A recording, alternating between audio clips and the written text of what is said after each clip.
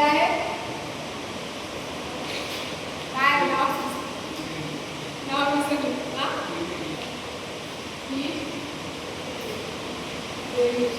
तो अलग अलग टाइप के किरचॉफ लॉ है, इससे मैंने पूछा था Kirchhoff law of heat radiation. ठीक है, तो देखो Kirchhoff law of heat radiation में एक साइंटिस्ट किरचॉफ ने क्या किया, एक एनक्लोजर लिया जिसमें क्या हुआ, वो एनक्लोजर का टेम्परेचर कैसा है, कांस्टेंट है। तो यहाँ पे इन्होंने दो बॉडीज ली, एक ब्लैक बॉडी और एक ऑर्डिनरी बॉडी। ठीक है, तो ये दो ब्लैक बॉडी और ऑर्डिनरी बॉडी है, इनको एक सेम टेम्परेचर एनक्लोजर में रख दिया। इनको ऐसा कुछ देर के बाद ऐसा समझ में आया कि जो ब्लैक बॉडी है और ऑर्डिनरी बॉडी है कुछ समय के बाद सेम टेम्परेचर पे आ गई, और वहाँ पे कुछ उन्होंने लॉ को डिस्क्राइब करते हुए ऐसे बताया कि the rate of that is coefficient of emission of a body is equal to coefficient of absorption. Whatever the bodies are, कोई भी टाइप की बॉडीज रहे, चाहे ब्लैक बॉडी रहे, ऑर्डिनरी बॉडी रहे, इन केस में दोनों भी coefficient of emission of a body is equal to coefficient of absorption बन जाता है। तो ये जो स्टेटमेंट है इसको पहले हमें लिखना है। यहाँ पे स्टेटमेंट क्या बोल रहे हैं, the Kirchhoff's law states that the coefficient of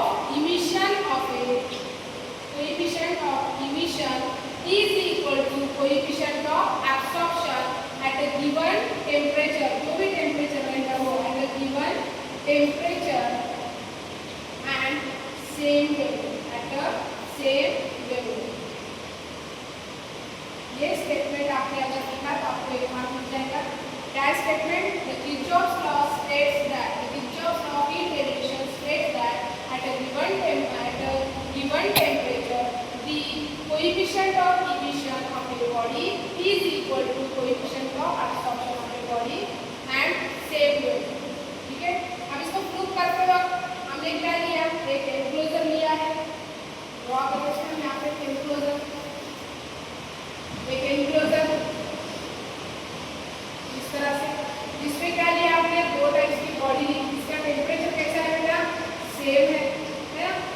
तो एक एनक्लोजर जिसमें आपने ऑर्डिनरी बॉडी लगाई और एक ब्लैक बॉडी, एक ऑर्डिनरी है एक ब्लैक बॉडी। ठीक है, तो ये है ऑर्डिनरी, ये है आपकी ब्लैक बॉडी और ये आपकी ऑर्डिनरी। ठीक है, ये जो बॉडी है वो सेम है, इन सेम क्या था, these two bodies have same aspects, मतलब उनका साइज रहे, शेप रहे, वो सभी क्या है, सेम है, लेकिन एक कौन सी बॉडी है, ब्लैक बॉडी, दूसरी कैसी है, ऑर्डिनरी बॉडी।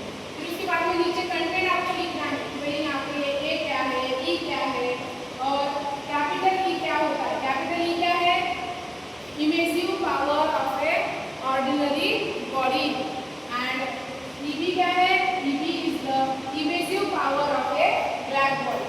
ठीक है, बाद में ई क्या है, E is the coefficient of emission, A क्या है, coefficient of absorption of a ordinary body.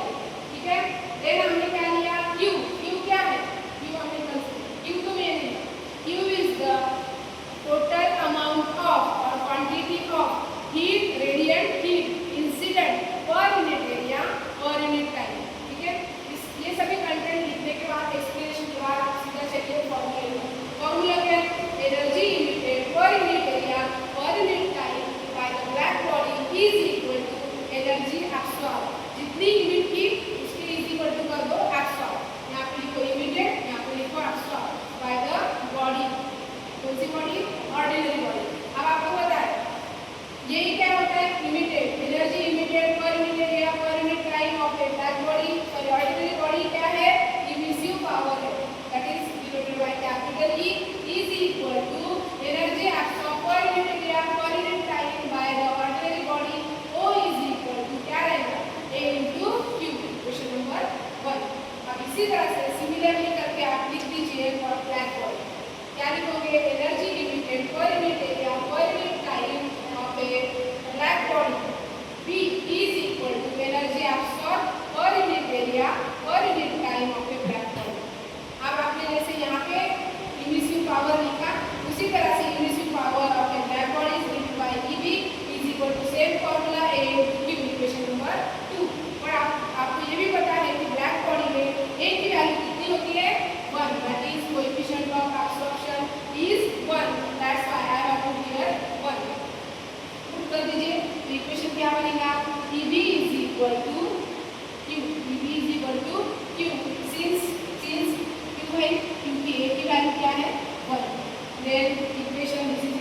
Number 3। अब आपको क्या करना है, इक्वेशन 1 को फिर से डिवाइड करना है। Dividing this equation that is equation 1/3, ठीक है, क्या मिलेगा 1/3 अगर किया that is E upon EB is equal to E upon EB is equal to A into Q upon